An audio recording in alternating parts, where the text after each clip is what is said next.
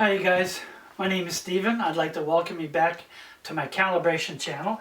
I'd also like to welcome back Maddie and Carl, my two Bootstrap experts.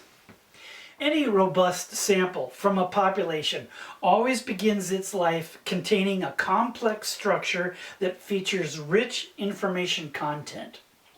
Up until very recently, the evolution of statistical analysis has left us blind to this entire world. I can't fault the early statistical explorers for missing this attribute of any sample because they were busy conquering some very big preliminary challenges.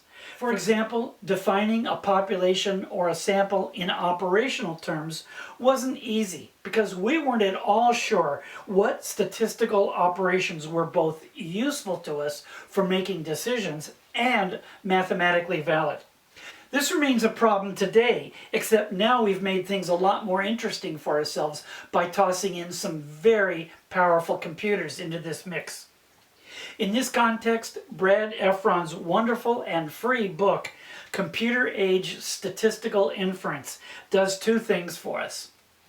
First, he provides a wonderful platform from which we can summarize and view some very broad historical trends in this field.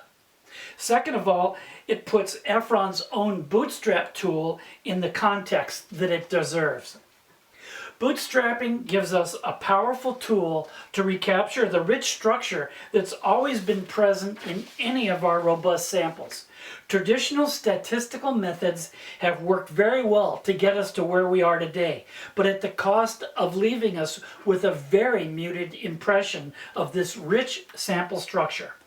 Next, we're going to take a short look at what's been hidden in plain sight all along and how embarrassingly easy it is to explore this world by writing one single equation in an Excel spreadsheet. We almost never get to see an entire data population that we need to understand. This fact is what forces us to take samples of that population and accept a variety of inferential risks that come along with them. Luckily, the Bootstrap method can be applied in any case in which we take samples. For example, here's a sample with 10 members. Let's say that we took the sample to check on the stability of the process from which it came.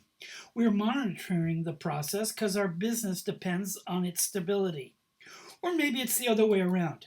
As yet, we don't know enough about the shape of the population, and we need to figure that out so we can select the appropriate tools for analysis, control, and risk mitigation.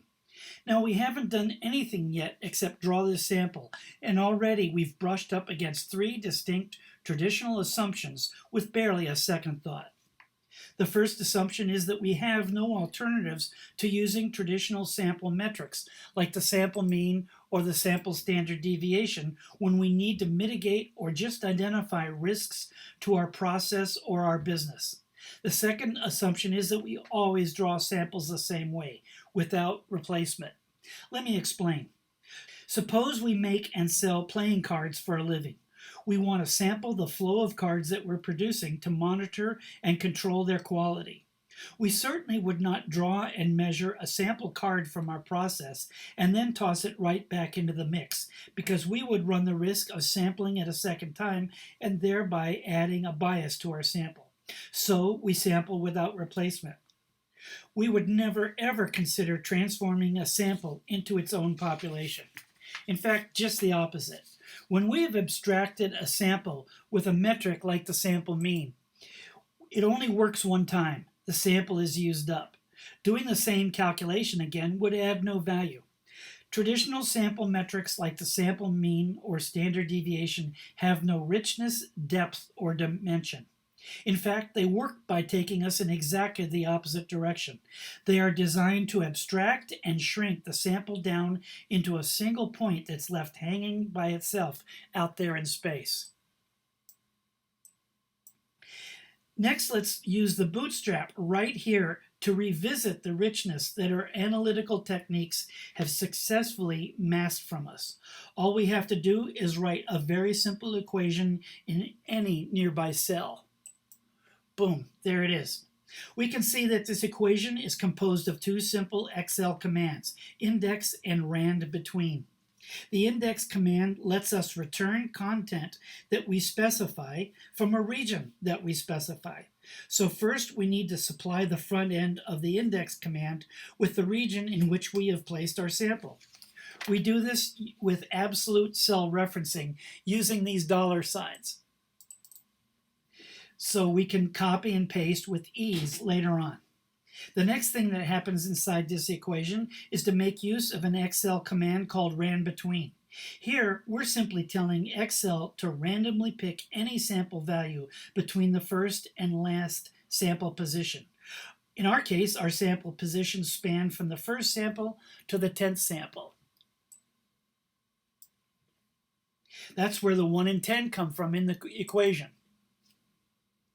When we execute this command a single time, Excel generates the result in cell D5, right there. This is our first Bootstrap sample element.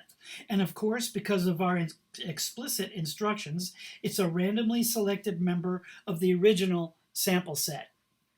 But because of the way we're going to apply the Bootstrap method, that exact same value, whatever it turns out to be, could quite possibly be generated the second time or any subsequent time as we build up a Bootstrap version of our original sample. In effect, we're going to resample the original sample, but with replacement. And because we're still only going to take a total of 10 of our own Bootstrap sample elements, some original sample members might get left out, or some others might be used more than once. Next, we create 9 more Bootstrap sample elements in this row so that our first Bootstrap sample matches the size of the 10-member original sample set. And we do that by just grabbing the handle and pulling it over to here. There we go. This action also populates the cells that I created to calculate the mean and the standard deviation of our first Bootstrap sample. We should also notice that the Bootstrap mean is different from our original sample mean. That proves that we have not perfectly duplicated our original sample set. And that in turn is a very good thing, because there's no point in duplicating the original sample since we already have it. Now, for symmetry's sake only, we choose to duplicate these same moves for another 9 rows, although that is certainly not required. We can create as few or as many rows as we need. We could have just as easily created 2,500 more Bootstrap sample rows in an extra 5 seconds. The question of how many you need depends on your situation. And we do that this way. Just go to here, grab this thing, pull it down to here. Boom. Now we have plenty of data and a very rich matrix. Let's stop and take stock of what we've produced in the last 3 minutes. For one thing, we have rapidly accumulated 10 unique new elements in the graphic that displays the Bootstrap means.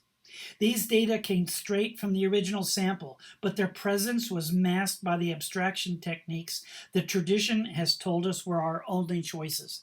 If you ignore everything else about this video, pay attention to what I just said. This is new data, but it came from our original sample. The means chart shows us the values and dispersions of these 10 new Bootstrap means that we've just created so very quickly. A second ago, we only had a single point. Okay, let's return to the studio. The Bootstrap is so powerful because it works on any robust sample drawn from any population. And that is because it is what statistics people call non-parametric. That just means that its success doesn't depend at all on the nature of the population from which we drew the sample. But 2 things give me hope for the future. Books like Bread Ephrons, especially when they're free, and the ease with which analytical techniques like bootstrapping can be realized in simple, everyday platforms like Excel. I'm really enjoying making these videos more and more. Please send me some comments or some topic suggestions. Thank you for your time.